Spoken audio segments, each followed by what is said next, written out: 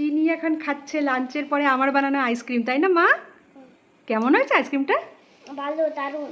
দারুণ। হ্যাঁ, এটা কি আইসক্রিম তুমি বলে দাও তো? মাখন আইসক্রিম। হ্যাঁ তো, তার সাথে ড্রাই ফ্রুটস দেওয়া।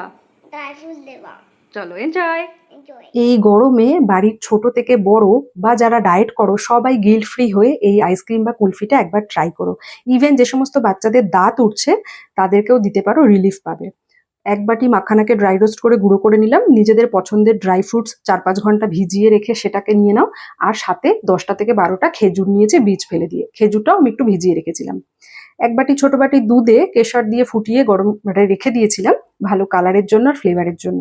সামান্য একটুখানি এলাচ পাউডার দিয়েছি। সব কিছু ভালো করে একটা ব্লেন্ড করে নেওয়ার পরে টেক্সচারটা দেখতেই পাচ্ছ, খুব পাতলাও না খুব ঘনও না। যে কোনো নিজেদের পছন্দের পাত্রে ওটাকে দিয়ে ফ্রিজে স্টোর করতে পারো। আমি এরকম কাগজের কাপের মধ্যে করে ফয়েল পেপার দিয়ে মুখটা আটকে ওই আইসক্রিমের চামচগুলোকে ভরে দিয়েছি। 6 থেকে 7 ঘন্টা ফ্রিজে রেখে দাও, ডিপ ফ্রিজে। আদারওয়াইজ ওভারনাইটও করে রেখে দিতে পারো। এর মধ্যে কোনো রকম সুগার নেই, হাই প্রোটিন একটা কুলফি, যেটা খেলে কাউর কোনো ক্ষতি হবে না। ইভেন যারা ডায়েট করছো তারাও করতে পারো। আর খেতে ভীষণ ভালো, আর খাওয়ার পরে না একটা বেশ ভালো ফিলও হয়, কারণ এর মধ্যে কোনো চিনি নেই।